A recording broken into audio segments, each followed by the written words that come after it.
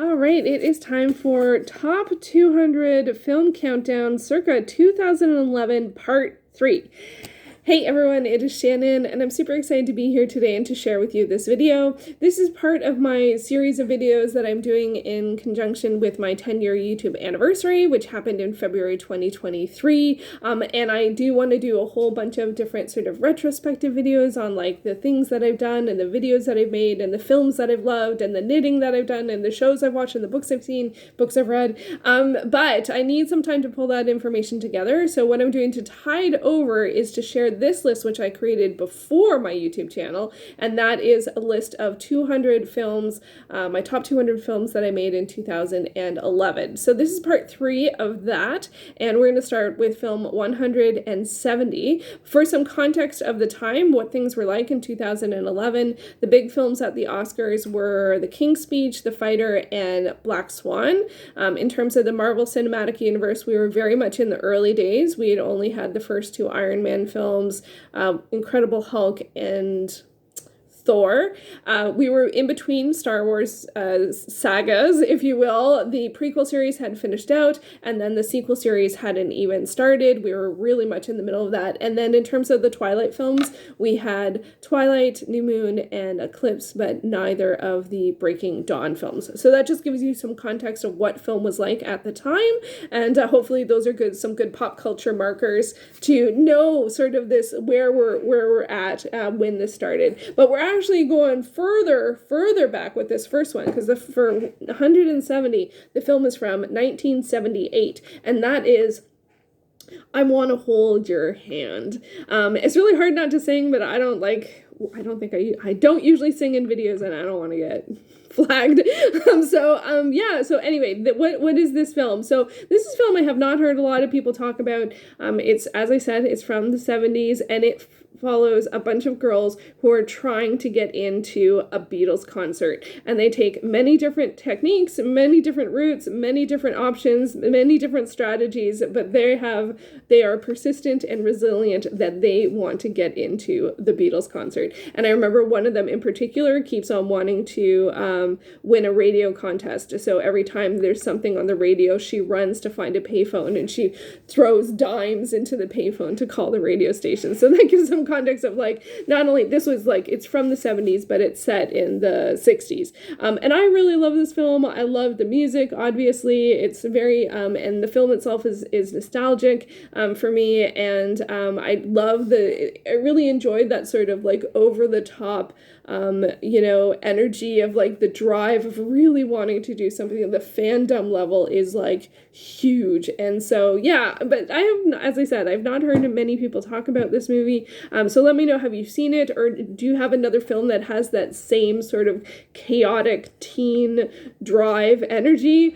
Because this is one that I definitely enjoy. I haven't seen it for many, many years. I think I watched it on TV with my sister Susie, and I don't think I ever owned it or anything like that. So I may have only seen it once or twice. So, or maybe we got it from the video store. No, I think it was on TV. That's definitely, I think, how I watched it. Anyway, that is number 170, I Want to Hold Your Hand.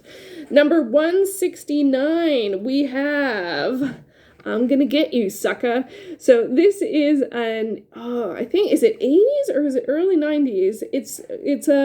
This describes it as a hilarious, ultra-slick soul cinema comedy that blows 70s blaxploitation movies right out of the hood. So that's how that describes it. It definitely is an over-the-top, top film. I don't know whether I would call it like an action comedy or a parody, but it's somewhere, there is definitely like meta stuff going on, but I don't feel like it's quite as far as parody. I still think it's more in the realm of comedy. So this is another one that's very nostalgic for me. This is one that I do know people who, more people who have seen it and know the sort of nostalgia that it brings. I haven't seen it for many years. I'd be curious to rewatch it at this point. Yeah, and I have lots of fond memories of watching it. So that's 169. At 168, we have Jet Lag or Décalage Horaire. This is a French film with Juliette Binoche and Jean Reno. They play travelers, two people that are at what's not a like railway station for planes, airport, and they're at an airport and they have like a unexpected layover, and it has some drama and some romantic like undercurrents, and it's quite actually I think a gentle movie in terms of relationships and that and expectations and meeting people and those kinds of things. And they're both, I mean, wonderful actors. Juliette Binoche is just extraordinary. I would watch anything she's in, and I'm a huge fan of Jean Reno, and at the time I was watching all of the films that he was in. So I actually ended up seeing this at TIFF. I forgot that I had gone to TIFF sort of at this time. Most of my TIFFing was later. TIFF is the Toronto International Film Festival, but I ended up seeing it at the Uptown Downstairs, so that was earlier than most of my TIFFing, and it was an absolutely lovely film and quite a wonderful way to see. It's not usually what I pick for festival films. I can't remember. I think I picked it because it had Jean Reno and it was not yet released, and that was really all I needed to know. Okay. At number 167, we have The Transporter.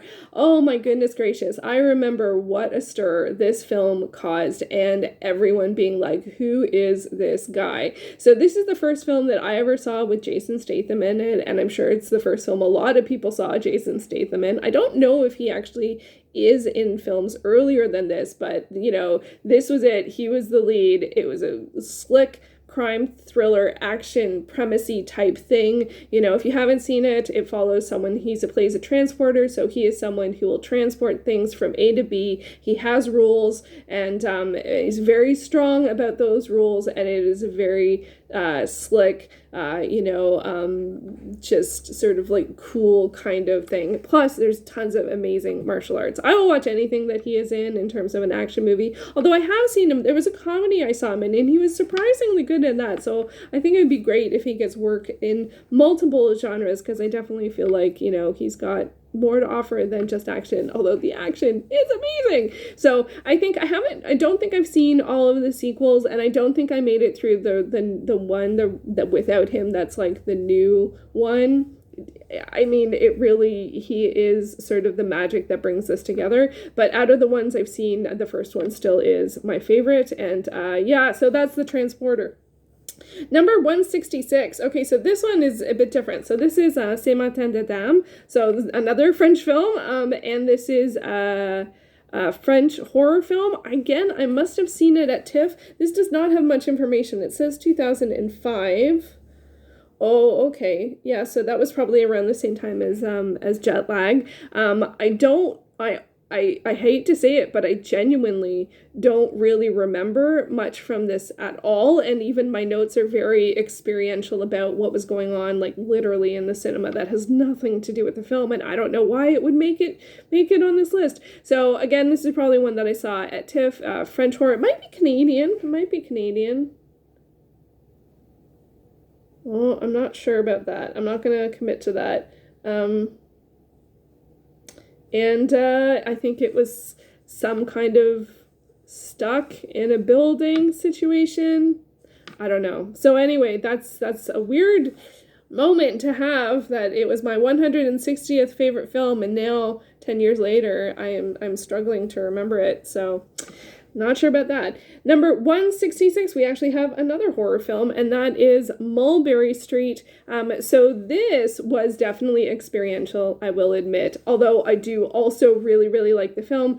So this is a zombie film, and it is, for me, it was the opening night at the Toronto After Dark Film Festival for the first time that I went to that film festival, and I was invited to be at the festival by the festival director after doing coverage for TIFF and other festivals. So, which was just hugely exciting to have someone reach out to me and say, hey, do you want to cover my horror film festival? And I'm like, yes. So they do horror, action, genre, science fiction, fantasy. But the Toronto After Dark Film Festival is amazing. So So this was the first film. I actually thought thinking back, I thought it was something else, but this was the first year that I went. It was the first film that I saw, and I went to that festival for many, many years and really enjoyed it. I don't know how many years, it might have been 4 until I stopped going to film festivals, and the festival itself will always hold a special place in my heart. And this was the first film that I saw. In terms of the film itself, now over 10 years later, I'm struggling a little bit to remember exactly what it was, but it was, I loved how it was limited locations, lots of tension, and definitely had a lot of the dynamics that you have in zombie films in terms of like people trying to find each other or people trying to stay away from each other, as well as that added layer of what to do about the sort of zombies, and that situation. So it would be another one that would be fun to rewatch, but I know that true in my heart, a lot of it is the experience of seeing it and, the filmmakers being there and like the excitement of a packed house and all of that good stuff. So yeah, so 165 is Mulberry Street. Another one that's experiential, I think, and this one, I could not find the pink, purple, black, blue cover that I am so used to for this film. This is the only one I could find. I don't know. And so for 164, we have a concert film, and that is The Song Remains the Same with Led Zeppelin. This is one that I watched many times. Well, there's a lot of music ones in this set, as well as a lot of music ones and a lot of French film. Weird. So yeah, this is, if you haven't seen The Song Remains the Same, it is a concert film following Led Zeppelin, and it is a bit I don't know, is it experiential? I'm not sure. Like, is there also a story overlaid? Honestly, it has been like so many years since I have seen this, but I love the music. I love Led Zeppelin a lot. And so this will always have a special place in my heart. I don't own this one. I don't know if it's on any of the streaming services. And it was so different to watch a concert type film. I think this is the only one at the time that I had seen other than Woodstock. And I mean, it's The Song Remains the Same. It's amazing. It just really, really is. I don't have too much to say about that one. So that is 164. 163, this is another one that's quite a throwback, and that is Little Darlings. Oh my god. So this is a coming of age film about 2 girls who go to camp and they have a bet. And I'm not going to go into what the bet is. They're from sort of different sides of the tracks. One of the girls is rich, one of the girls is not. And I honestly don't think what the bet would fly these days in terms of a film, especially with characters that are sort of the age in which they're supposed to be, which I'm not sure how old they're supposed to be, but they're at camp, right? So they're teens of some kind. So it's Tatum O'Neal and Kelly McNichol, and I love this movie. I really do. Again, it's another nostalgia one for me, coming of age, almost all, like, there's actually a lot of teen girl films in this set too, because there's I Want to Hold Your Hand. So I'd love to know if people have seen this one, what they think about it. Honestly, as I said, I don't think the premise would super fly these days. It'd have to be altered, or the age of the characters would have to be higher for it to fly. That can give you a sort of sense of what the bet's about. Okay, 163. This is one of my favorite Canadian horror films, and that is Blood and Donuts.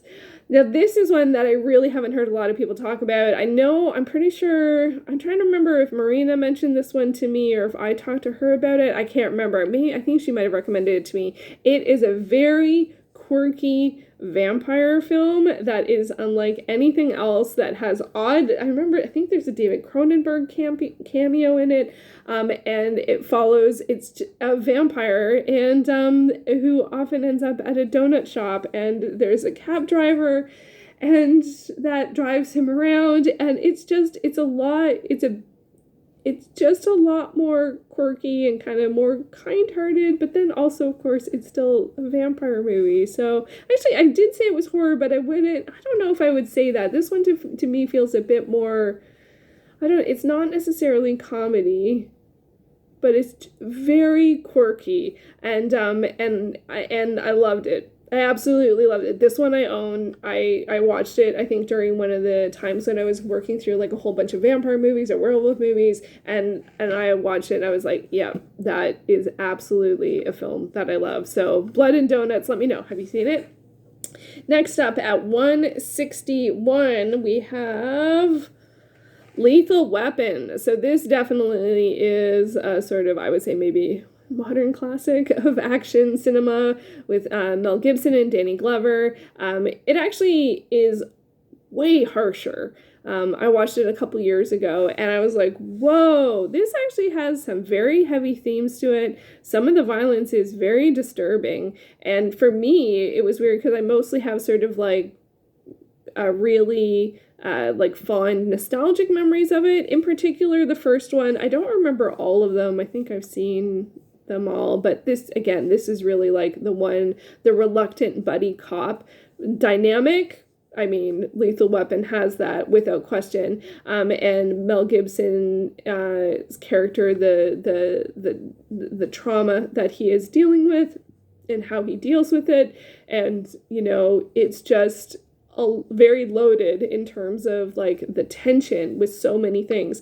But when I rewatched it, I was like, really, like, holy smokes, there's like a lot of the action. Like, this is definitely I don't know if it says it here, but like the you know, the stuff that happens is really quite horrible. So and I did watch the spin-off series that was from a couple of years ago, and I actually quite enjoyed that, and I thought they sort of updated some of the things that needed to be updated. Yeah, so again, it's one of those ones that I don't know, I would rewatch it, but it's tough. It is really tough, and there is some outdated stuff in it for sure, it is from, at this point, this doesn't say, but it is from the 80s, so that is quite a while ago now. So that is 161. 160, we have, another classic, Escape from Alcatraz with Clint Eastwood. Oh, man, I really love this film. This was the first film that I remember watching that was sort of like a heist, even though it's not a heist because it's an escape film, but it had that sort of meticulous planning, cleverness, a protagonist that was very the character is considered a genius, and the way he did things and his patience and perseverance. It's one that I have not watched for many times, and now I've seen several movies about escaping, and so a few things kind of blend together, but this really was the first one that I had seen, and I think it's amazing. I really do. And I used to watch a lot of Clint Eastwood movies at that time, and that definitely was one of my favorites. And now we go on to 159, and this is a film that if I redid the list now, I think would be much higher. I think where it stands at 159 has very much to do with the fact that it was within 1 year of making the list and the film coming out, and that is Thor, the first Thor. I love this movie. I have no idea what it's doing up here at 159. I really don't know, and I really just put straight up awesome. Pulls off the concept well, and a classic hero story. Absolutely. Without question, this is a hero story. Without question, this is like a character study, and I loved everything about this film. I don't love all of the sequels. I think the Dark World is the one that I'm not a big fan of, but I've only seen it once, and I'm hoping to watch the MCU in internal chronology order. But I haven't done that yet. I'm only 2 films in, so I'm not even near Thor yet. So yeah, but Thor, I just love it, and like he's such a good character, and it's such a good performance, and there's so many good performances in this one. I loved everyone in it, and I just was. It's also like to see. That gets into a bit spoiler, so I won't go into that. But I think the character journey of this one is really a very good story, and it has lots of great performances in addition to that. And I am a big fan of Norse mythology, so I admit all of that I love. Yeah, I just was like, wow. And so this is one, I think this was the first in the MCU that I really loved, because it was the fourth one, and I didn't love the Iron Man movies. So once we got to here, I was like, okay, all right. I'm gonna this series, and I don't think we knew it was gonna be 20, 30 movies at the time. But when I watched this one, I'm like, okay, I'll keep watching. Next up at 158, we have Another World. So this is a really interesting science fiction or speculative fiction. It's quite a weighty topic and a little more high concept, I think. And in terms of that, it's speculative fiction in addition to science fiction. It is very much about ideas. I think it came out around this time. It was a winner of Sundance something. I can't read it. It's too small. But it's just a really interesting idea, and more of a drama type pace, as opposed to often science fiction we see as sort of either action or horror sort of pace. And this really is more about ideas, and I loved that. And I thought it was the concept was interesting. I think some of the messages and the moments were really beautiful, and it really made an impression on me. So yeah, that's Another Earth at 158. At 157 we have Against the Ropes. Oh, I love this movie. I'm actually surprised that we haven't seen more sport movies yet, because I do really like sport movies. Maybe they're all up here. So this is Meg Ryan and Omar Epps. It's a boxing movie. She plays his manager, and I loved everything about it. Like, this is just amazing. Oh, wow. I wrote that this is a biopic. Is this really a biopic? I don't remember that. Is it? Maybe it is. It might be. Oh, maybe it is. I don't remember that, but I wrote that here back in 2011. And also, yeah, I just loved it. I absolutely loved it. And yeah, and Meg Ryan plays a character of a female manager, which was not very accepted at the time, but she also really knows her stuff, and she takes on Omar Epps as a client, and it's about, them building his career and her building her career, and I just absolutely loved it. I would definitely rewatch that one. Oh, and I would also rewatch this one, although I haven't for many years. Oh, at 156, we have They Live. They Live with Rowdy Roddy Piper. Oh my gosh, this is one of those movies that's just amazing. Absolutely amazing. Now, I don't know if you watch this now for the first time, if you would enjoy it as much as if you watched it from back in the day and then rewatched it. Does it also have, I'm pretty sure it's Keith David in it. It's John Carpenter. Oh my gosh, I forgot it was John Carpenter. Oh, it's really hard to read. I think it's Keith David. Yeah. Rowdy Roddy Piper, Keith David, Meg Foster. It's a sort of futuristic, utopic, dystopic kind of situation. Utopic, dystopic situation, and Rowdy Roddy Piper plays someone who sort of sees what's really going on and tries to take action. But it also is very much an action movie, and there are definitely, for me, I remember laughing so much, but I don't know if it's a comedy, but it's not a comedy, but there's just some things that are just so outrageous or just long lasting or whatever they may be. And so I have this sort of nostalgia, sort of like over the topness for it. I don't know, in terms of feeling like it's a comedy, but it's not a comedy. It's a science fiction sort of more horror thriller. Yeah, They Live. Oh my gosh, so good. And also just has one of the best fights ever. Next up, we go to 155, and that is Runaway. So this is from 1984. I have rewatched it semi-recently. It is, I put oddly classic and still scary, so I guess I rewatched it around the time I made this video. So this is Tom Selleck. It's futuristic. It's Gene Simmons, right? Cynthia Rhodes, Gene Simmons, Kirstie Alley. Yeah, so it is that the director? Oh my God, written and directed by Michael Crichton. I totally forgot that. So this was from the 80s, but it was futuristically set. Tom Selleck plays a police officer, and they use lots of technology, which I'm sure now feels very outdated, in terms of discovering and determining crime, I think. I don't know. But then there is Gene Simmons plays the villain in this, and definitely uses a lot of technology, including surveillance, and these sort of, does it show here, these sort of like spider bots, super creepy. So this for me definitely still feels very scary. And I have definitely remember visceral moments from watching it, and also because it's got a thriller edge, it's got quite an edge to it. But I really enjoyed it at the time, and it's interesting to see, again, this is like They Live. If you watched it now for the first time, it would feel like a lot of old tech, and some of that tech may have happened, some of that tech may have not happened. It's like when I watched Alphaville, which I mentioned in part 2, where it was a 60s film that was futuristic, and some of those things stuck and some of those things didn't.